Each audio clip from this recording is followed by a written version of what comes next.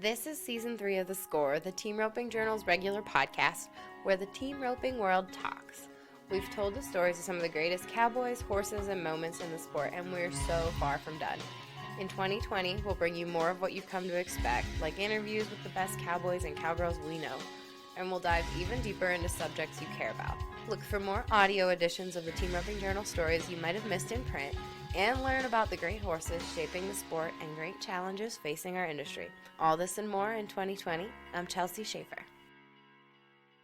I've always known Tyler Wade as a reacher, as the best storyteller who's ever lived, and as a hustler who worked as hard as anyone I've known to stay on the road. I've always been impressed by Tyler's work ethic and his insane talent. But at the 2019 NFR, I was absolutely blown away by his ability to reach and catch 10 steers as insanely fast as he did, even including that last one where he fumbled his dally. He was fun to watch, and I think in my conversations with so many of the best in the world, that he put the team roping world on notice that he's not just the funny guy who tells the best stories and reaches the farthest. And he's one of my close friends, so for years I've really honored his no podcast request. But for Season 3 of The Score, things are different, and he's lost his hall pass. So about a month ago, 2 months ago now, Tyler and I sat down at Denver, and I picked his brain. He loosened up, and we chatted about everything from his struggle with horses that's absolutely known across the team roping industry, now finding a great one in the bay horse that he rode at the finals, his wife Jessie, who's a superstar mom and a superstar barrel racer, and just a little bit of everything. So his partnership with Billy Jack, all of the fun stuff about T. Wade's team roping career is in this episode. So I hope you enjoy it. Stick around for the end for sure for some really funny horse trading, hustling stories. T. Wade is the tradingest sucker you've ever met. So stick around and listen to that part of the episode. It's at the end. Thanks. Talk to y'all soon. Before we get started on today's episode, it is brought to you by Patrick Smith's Great Horse WSR. He's a Donavalina, aka Rooster. You can check out raisingroosters.com for more information, and I'll tell you more about it at the commercial break.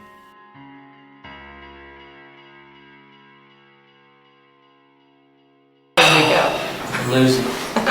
Why do I always lose? Why do you always lose? This is the long-awaited interview with Tyler Wade. Finally got me. Finally got you cornered. You have nowhere else to go. That's not true. I've had you where we could have done it many a time. You tricked me that one time and called me. I did. That was just short though. Yeah, with them. But I'm glad that you answer at least when I call. I appreciate that. Yeah, no problem. So we've been talking about doing this for a long time, but you didn't want to do an interview. Do you like doing interviews? Or do you just hate it? Do you hate me? Tell me how you feel about interviews. No, I don't mind them that much. I don't really have a good answer for that. Maybe that's why I don't like doing interviews. So. That's not true. But I guess we've talked about it before. Like you are, I don't know, people, if anybody's ever paid attention to you or watched you, you're hilarious and everybody knows you're hilarious. But you also don't really like to position yourself highly in the industry, or like you're not worried about your position in the industry, I guess, or marketing yourself. But yeah, I'm not very good at marketing myself, I guess. I just try to focus at roping and stuff like that. I'm not really big on Instagramming right before a team rope or anything like that, you know what I mean? Like, there's so many highs and lows. Like, if I don't catch one for a week, I really don't want to post on social media, you know what I mean? But I mean, people do good about it, and it's good in the end when they do that, but I'm not as good as I should be at it. Well, I did an episode with Tate Kirchslager the other day, and he said that he used you as an example of guys that hustle, like that there's nobody that hustles like Tyler Wade. Tell me, I guess I want to talk about that, but starting with how you grew up, where did the hustle come from? I mean, I guess just my dad's always traded cows and put on ropings, and my mom's always worked, and I've always liked that lifestyle, but it doesn't pay that good unless you do a lot of things. And I guess 3 out of the last 4 years I finished 10th or 11th in the world each year, and that's not enough money. It doesn't work. It's not, you don't get paid enough. And I haven't really hit any huge licks at the jackpots or anything just to take the heat off financially. And I've made a living roping, but honestly, all of it has to go together. The roping lessons, the horses, the putting on team ropings, the trading steers. It all goes in together to make it work. I mean, I save my old ropes and sell them for $3 a piece. And I took my old ropes and loose change, and I bought like 15 head of cows with it. Mm-hmm. And those cows have all had calves that had like $600 calves on their side. So like, just stuff like that. I just think that you see an opportunity to make some money, you better do it. So your parents own an arena?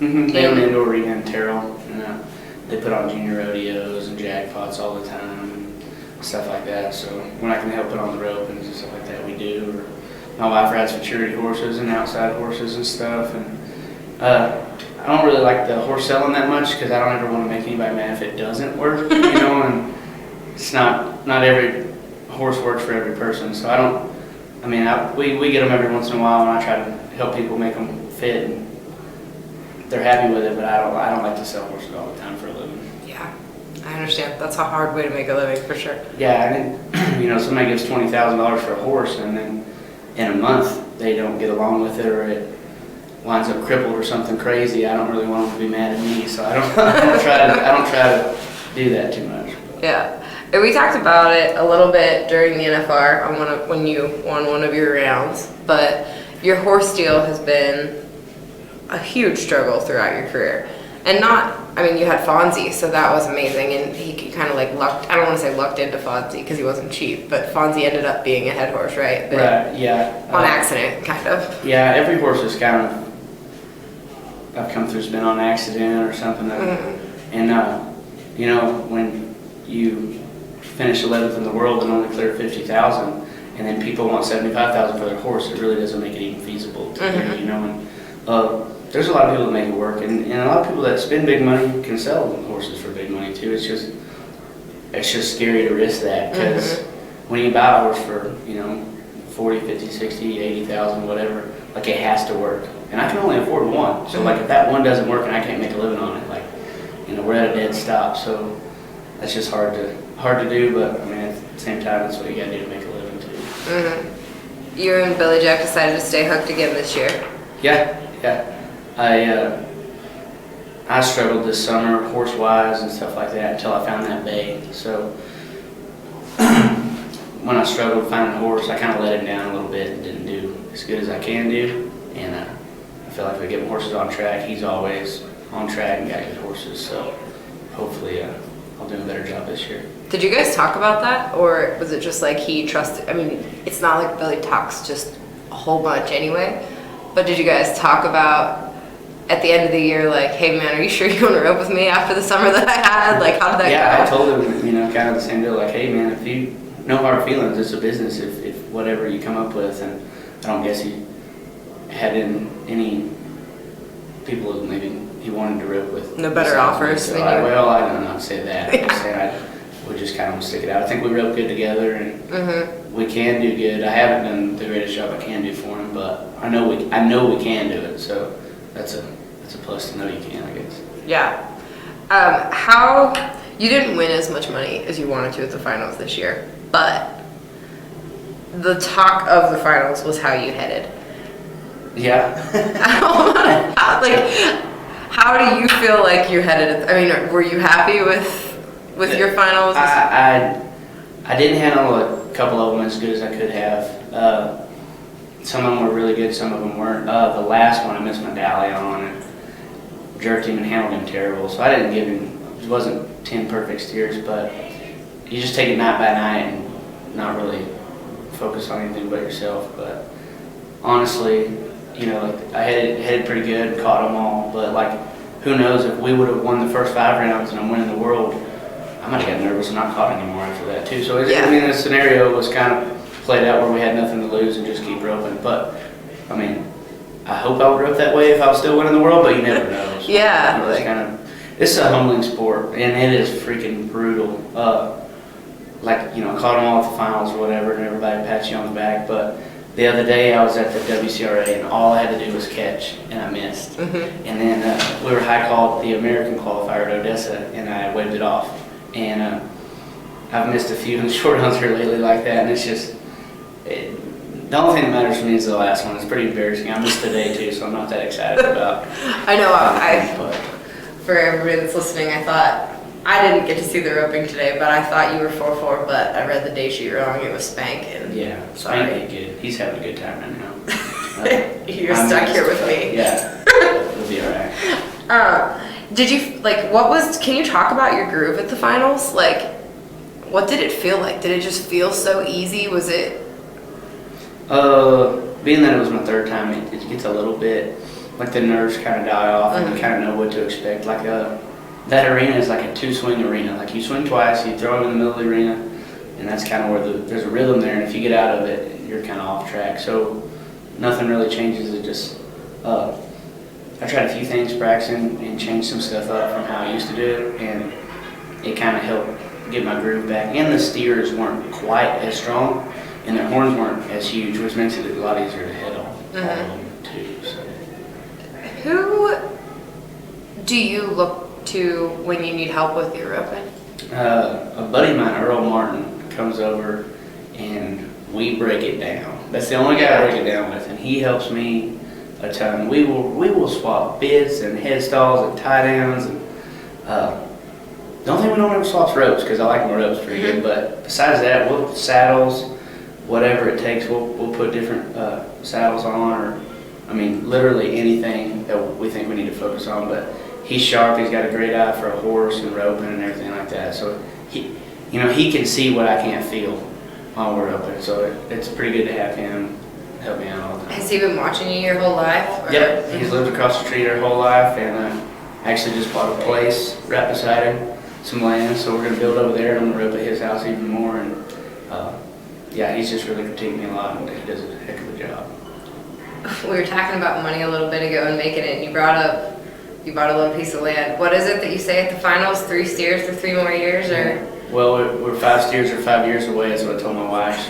She wanted to know when we were going to get a house, and we're still quite a few steers away from that, I guess. So dang it. It just depends on how it goes. Yeah. What's your favorite jackpot of the year? We've got a bunch of the big jackpots coming up. Well, I don't know what my favorite one is. Are you getting better at jackpotting? I sometimes think I'm getting better, and then I miss in the high call, and then I realize maybe I'm getting worse. I don't know. It's so humbling. It's hard to say. This sport's brutal. Yeah. And like as soon as you think you're good and your horses are good, and you figure it out, the next week all you do is catch for 5,000 and you miss. And like that's put some strain on things and stuff. So I don't say I'm better. I mean, it just sometimes you're really good, sometimes you're not, I guess. But you just kind of got to ride that wave. And just kind of be pretty level-headed about it. Tell me about partnerships, because they are challenging in professional rodeo, and we know Billy's pretty easygoing and pretty laid back. You've had some fun ones over the years, right? Oh yeah, we've had some that was more fun than we needed, I think. I think so. Kenny was a riot. Yeah. What is he doing these days? Kenny is raising kids and junior rodeoing and moving cows. I'm not real sure. It's hard to get a hold of now. He is hard to get a hold of. So who knows what he's doing? But right. Yeah. I'm sure he's having fun, whatever that is. And Night Riders? Yeah. Just as fun as can be? He's still having fun. Yeah. I talk to him all the time on the phone, and yeah, he's been roping pretty good here lately, so hopefully he gets a partner and gets back after it. Yeah, for sure.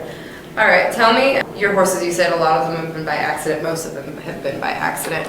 Yeah. Bloodlines, though, any preference whatsoever, or do you not even look at the papers? Or No, I don't really care. The papers are just a good indication of their age, I guess you can say, for me. And I mean, a lot of people are different. Joseph knows every horse and every stud and every mare and all that, and like that's kind of how his deal. And mine's just confirmation-wise is big, making sure they're big enough, stout enough, fast enough, good-minded enough, all of it, to hold up and all that. But a lot of the horses I found was just kind of by accident, and I mean, sometimes you got to buy an older horse to get by on for a while and lose a little bit of money when you sell him. But the way I look at it, if I buy a horse for $10,000 and I ride him for 2 years and I get $5,000 for him, when I'm done. And that time, you know, it's only a couple $100 a month at least on a pretty good horse, so you have a chance on a lot, and that's the way I look at it. And you know, I can't afford to buy one for 60 and then sell it for 20 next year either. But that being said, if you can kind of make it feasible and work, and it just depends on, you know, vet checks and if they last, and if you don't like him, can you sell him for what you paid for him, and that kind of deal, you know. So it's I mean, it's just tough. You kind of got to be sharp with it. And I know that I have tried. I got 86 horses in the last year and 9 months. So that's a lot of horses. That's a lot of horses. I think I bought 4. Yeah. So, and I think I sold 3 of them. So, yeah, and you've got some or you've looked at some really expensive horses. Yeah. Too. Yeah, and if they cost more than my best one does and doesn't feel half as good, it's probably not feasible to buy that horse. But yeah. You always got to try them and never know when one's going to work out and fit you really good. So. Yeah, the prices of horses, people are very proud of their horses these days, and you can get it to a World Series guy. Yeah, I don't blame them at all for wanting $30,000 for their horse, because they can win more at the World Series than we can win. But it's kind of ruined the good scoring head horses, and going and finding one for $15,000 and making the NFR on the next year. It's pretty hard to come across. I just did an interview with Sherwood, and he said the same thing. Like, you can't duck off and find one in the backwoods that somebody's been going to some jackpots on, because they don't score anymore. No, those kinds, No, and nobody even wants to score. So if their horse scores are kind of no good for the World Series driven, so it's tough to make it work for us for sure. Yeah. What do you? So your bay horse that you rode at the NFR that you're riding now, you had to work on your scoring quite a bit with him to get him right. Yeah, he was a little bit different. He would score good, but he would get a little bit nervous, and when he wouldn't ride forward. Like he would squat or pull a leg somewhere or turn his head in. Like he was either that or he ran out. There was no walking and relaxing and all that. And he's gotten better, and that horse wants to do whatever you tell him, but he's so athletic and quick-footed. He's kind of hard to ride. Like you can't. He's not as easy just to rope the steer on like some horses I had, but he is the most athletic and one of the funnest horses I've had too. Was your neighbor that lived across the street from you who taught you how to score, like who you worked on your scoring with, or who? I don't know if anybody necessarily. My dad, taught me how to rope, and then like I just wanted it so bad. I don't know if anybody taught me any certain thing, but like I guess we critiqued it a lot. Like he was kind of worried about where my left hand was to score a little bit better, and then where my swing is to do that a little bit better, and if my feet are moving to ride, and I want to use everybody's best qualities to try to bring into myself. Like I think I like the way Clay Smith heads and the way he rides his horse. I think Luke Brown throws great head loops that like are big and open, and he always seems to catch. And Drigger's horses never seem to duck. He rides pretty straight and square in the saddle and stuff like that. So I try to critique all the little things I think they do good to work for me. Dustin Squeeza, he starts to swing perfect and flat, and he's fast. And like I tried to get my swing a little closer to how he does it too. I don't tell them that. I'm telling them they did a good job ever. But now you just did. I'm not telling them they did a good job, but I do look. I do watch them and pay attention and try to. Yeah. When Patrick Smith bought WSR He's Donavalina, anyone who cares about breeding, raising, training, and riding great horses took notice. After all, that Dun Stallion Rooster was really the stuff of legends. Raised and trained by world champion Randon Adams, Rooster played the role of backup horse to the legendary Horse of the Year, Diesel, for most of his career. But when Patrick Smith needed that replacement for his world champion mount and former Horse of the Year, Amigo, Rooster was where he turned. The good-boned, hard-stopping stud had made clutch pro-rodeo appearances under guys like Dakota Kirchenschlager, Russell Cardoza, and Cesar de la Cruz, and he showed up at the NFR when de la Cruz needed him most. In the short time that Smith has owned him, the Stallion's earnings have jumped well over $300,000, winning $35,000 at the Bob Feist alone in 2019. Patrick bought him because he was a great one, and now he's standing him to the public for just $1,800 in 2020. The horse is by the Adams iconic producer He's a Son of a Dun, out of Paulina, a daughter of the great Docalina. Crossed on running bred mares, that bloodline produced the great Transmission, who Jay Adams won Salinas on, and who continues to turn heads under Colorado's J.B. James. And Roosters offspring are already winning at the rope horse futurities under guys like NFR qualifier Cole Davidson. If you're serious about breeding to a stallion that's going to change the game, producing offspring that are meant to win in the roping arena, then Rooster needs to be your first choice. He's had a 100% catch rate on the mares that he bred in 2019, and his books are now open for 2020. It's easy. All you have to do is check out raisingroosters.com for more and call 432-201-3080 for contracts. That's 432-201-3080 for contracts, and you can have a part of the great Raising Rooster program. Is there anybody that you like how they score? Like, I mean, there's so many different styles. Honestly, there's many different styles, and sometimes it doesn't look very good, but it seems to work and keep working, you know, for guys. I'm not going to say any guys' names, but like it looks terrible, and then all of a sudden, like, all of their horses score, and they, you know, they're all doing stuff good, and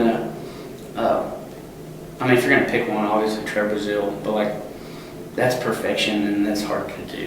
So, like, sometimes we can do it practicing, and I can make it perfect practicing, and honestly, when you're at the rodeo and you nod, you lose about half of what you learned. So you just try to build muscle memory and make it work. But, yeah, for sure. My horse isn't going to score perfect every time because my left hand's not going to be perfect every time. The steer's not going to be perfect. Trevor, he's amazing at it, and he goes through some horses to do it. And I don't know what he does so different, but he's good at it. Well, now Trevor's riding all kinds of horses that are bred to just flat fly, which your wife seems to have decent access to. Do you ever want to get on any of her futurity horses? No, they're worth more than they'll ever be to head on, so I just let her do her deal. Yeah. They're big shuckers. She's so handy, your wife. Yeah, she rides so quiet and relaxed, and just, it's funny watching her because she will, you know, I don't really tell her how to do anything or anything. Sometimes we critique, like, maybe riding a little harder and stuff than she likes to do, but like, if she took 5 2-year-olds around the barrels in 3 months, every horse will have the same exact pattern.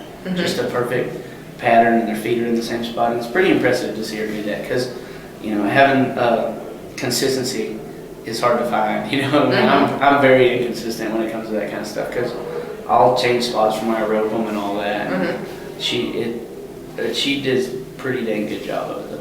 Do you guys have a plan for, like, right now, this is going to sound like a jerk thing to say, it's like all about you right now. Right now you're so broke, but... No, God, no. You can live in my basement or something. But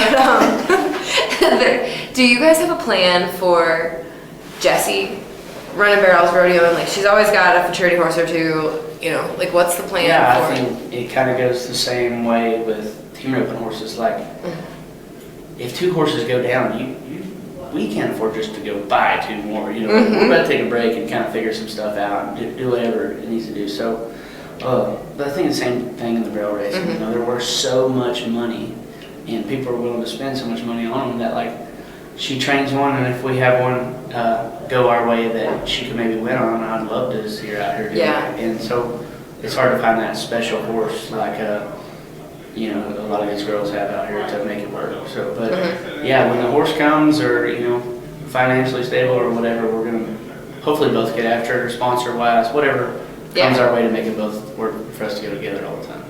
But Jessie's busy being an amazing mother right now.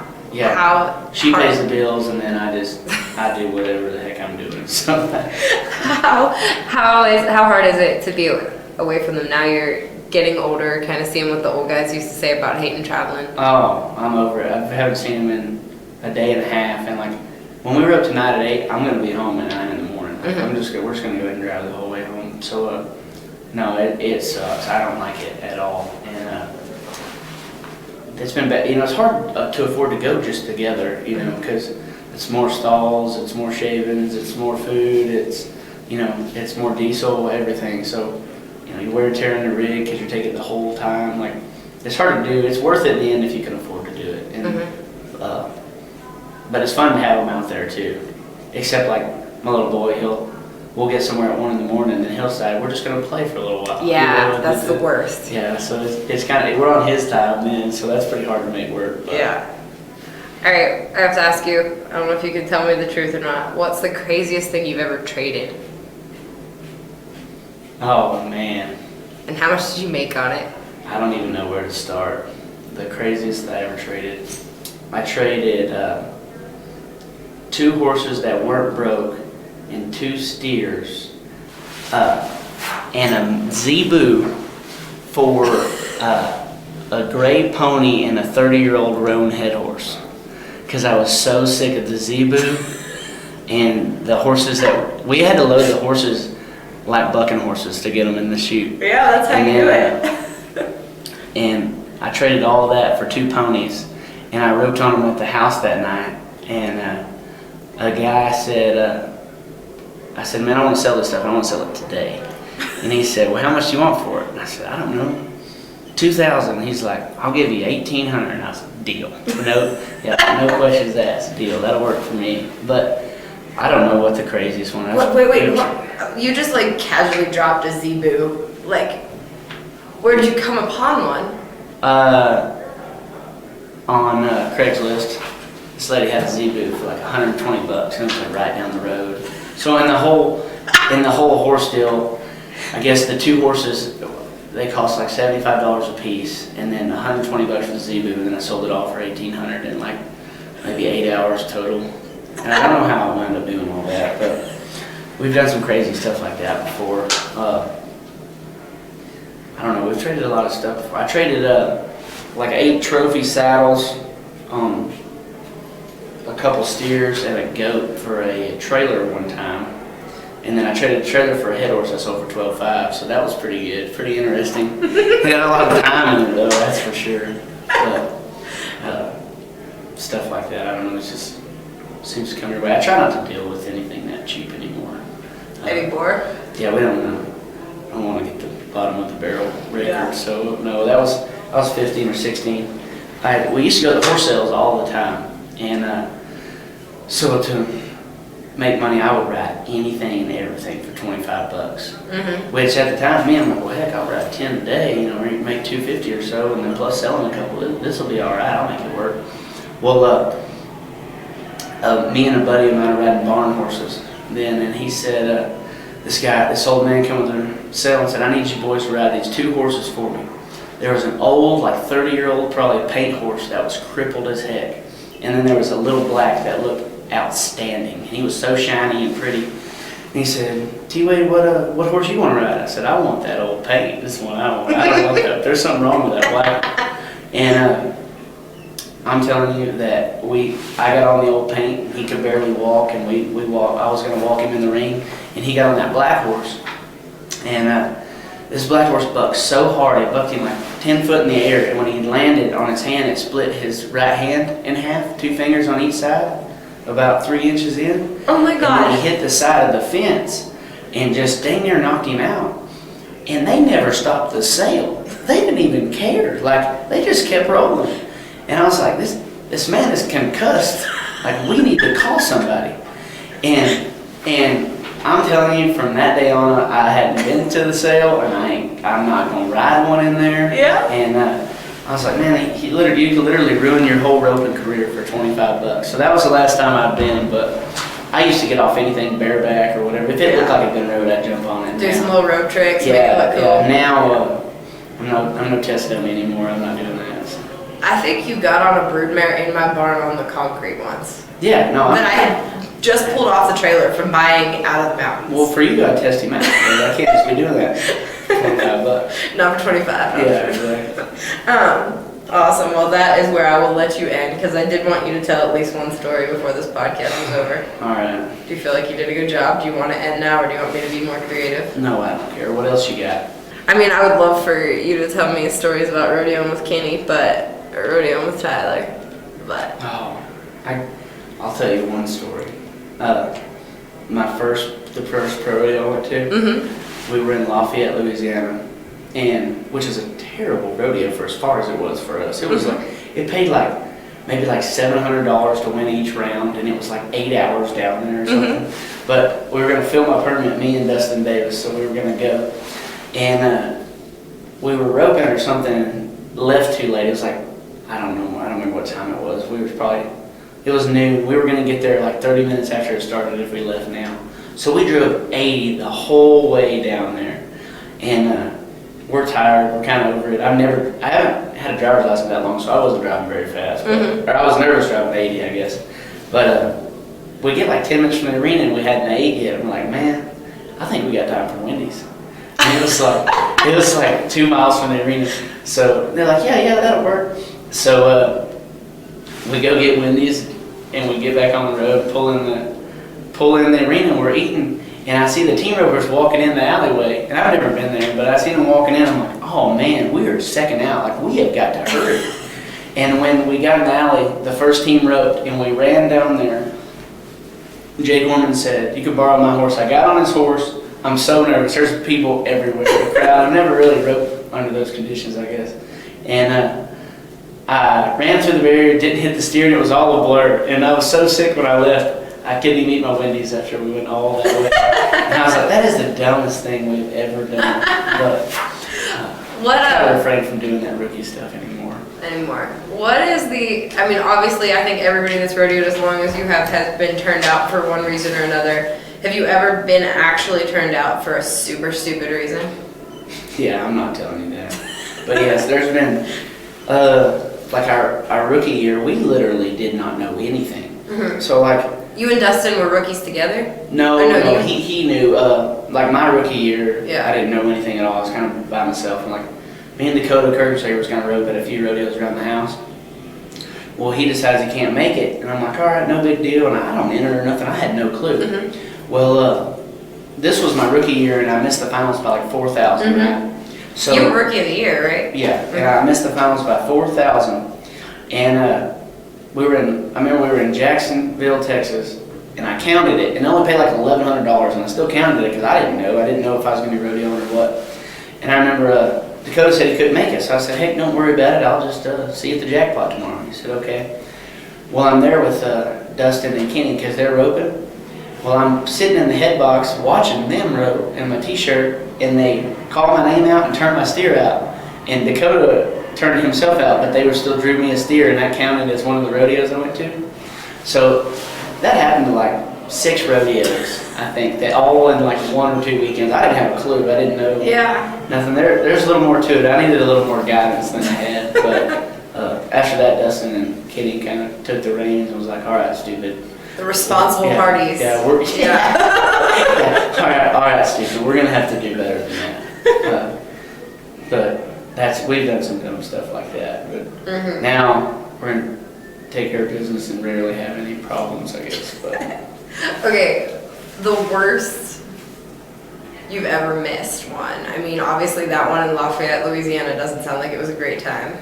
But like, was there one that like, if you blown your spoke, or obviously everybody's done that, right? Oh yeah, I've done a lot of stupid stuff. But honestly, when like if a lot of people like, if they're so far away they won't throw, and I'm gonna throw regardless. Mm-hmm. Because there's been times where they're like, wow, how did he catch him? And there's been a lot of times that said, wow, why did he do that? But at the same time, like if it's a one-header, I'm gonna throw somewhere around making him work or not. And Dakota Kirksager's little girl, she calls me Gator. Mm-hmm. We were at a rodeo one time, and I come out and the wind was blowing, and I tried to reach and I missed. And she walked out of the arena, she said, Gator, you didn't even hit that one. I know, bro, and I didn't do it. And she was pretty fun to be with too. We went to Cody, Wyoming, and Dakota missed that one for me. And she said, Dad missed. He's gonna be really upset. Me and Mom are gonna ride the trailer. Tori cut his fingers off, and Elise loves to this day. She'll say, like, Daddy was just trying to go too fast. Daddy shouldn't try to win. Yeah, Dad needs to slow down and think for a second. Yeah, Daddy shouldn't try to win. So you're very close to that point of your parenting career where he's going to start to have opinions about your roping. Yeah, he's getting where he's talking a little bit, so it won't be a matter of time for him doing something wrong, I'm sure. Does he like to sit on his pony? Yep, he likes his pony. He likes to ride. He loves the goats. He's got a pet goat and a couple others he likes to chase, and he's got a rabbit, and we got it all for him anyways. But he was, I had a rope and I was dragging him around his rocking chair the other day, or rocking horse. I was dragging him around in a big circle, and he fell off. and I thought he was going to start crying, and he laughed and got back on him. I was like, I've never been so proud in my life. He actually wanted to get back on after he got knocked off. So. For sure. But I feel like that stage, I don't know, for me, that stage ended though. She wants to like, she used to laugh when she fell. Now she's mad. Now it's a big deal. Now she's mad and furious that this hit Tonto. Oh man. All right. Well, before we get to talking about me, I will let you go. So thank you. All right. Thanks for having me. Thanks. Before we go, we've got to remind you this episode was sponsored by Patrick Smith and WSR He's a Donavalina, known as Rooster. Rooster is standing in 2020 for $1,800. That's a smoking deal when you're talking about creating some of the greatest rope horses in the sport. So check him out at raisingroosters.com and call 432-201-3080 for your contracts.